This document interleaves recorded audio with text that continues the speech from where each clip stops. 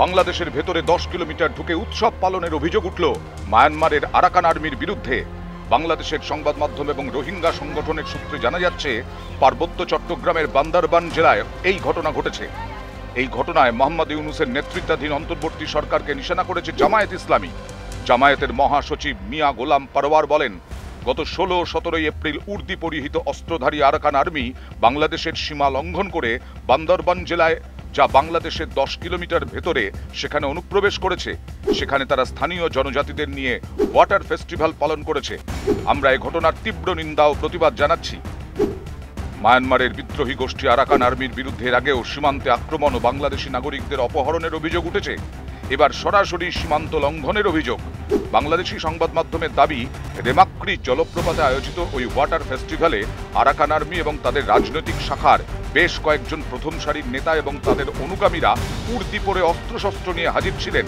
এদের মধ্যে উল্লেখযোগ্য বান্দরবান লাগোয়া মায়ানমারের লাভ্রের এলাকার ইওয়েলে প্রধান মংথুই লা মারমা, আরাকান আর্মির লেফটেন্যান্ট চোকা, ক্যাপ্টেন ক্যাজোর রাখাইন, ক্যাপ্টেন ভোলাং রাখাইন প্রমুখ।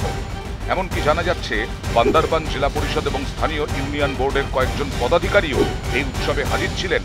অভিযোগ, মায়ানমার সীমান্তে নজরদারির দায়িত্বপ্রাপ্ত বর্ডার গার্ড বাংলাদেশ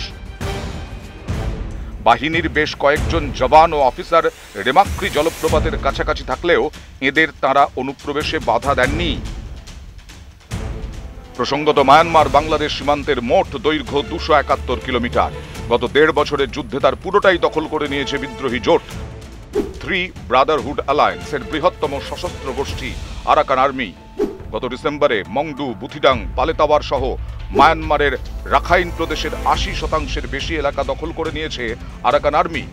রাখাইন প্রদেশের সঙ্গেই রয়েছে বাংলাদেশের সীমান্ত। এই পরিস্থিতিতে সেখানে বসবাসকারী কয়েক লক্ষ রোহিঙ্গা মুসলিমের ভবিষ্যৎ নিয়ে উদ্বেগ ইউনূস। একদা মায়ানমারের শাসক সামরিক জুন্টার চক্ষুশূল রোহিঙ্গা মুসলিমরা চলতি যুদ্ধ পরিস্থিতিতে সরকারি বাহিনীর সহযোগী হয়েছিল। Arakan Rohingya army, Arakan Rohingya salvation army এবং রোহিঙ্গা সলিডারিটি অর্গানাইজেশনের যোদ্ধারা গত 6 মাস ধরে বাংলাদেশ সীমান্তবর্তী এলাকায় জুন্টা ফৌজের সঙ্গে কাঁধে কাঁধ মিলিয়ে বিদ্রোহীদের বিরুদ্ধে লড়েছে, কিন্তু তাতে শেষ রক্ষা হয়নি।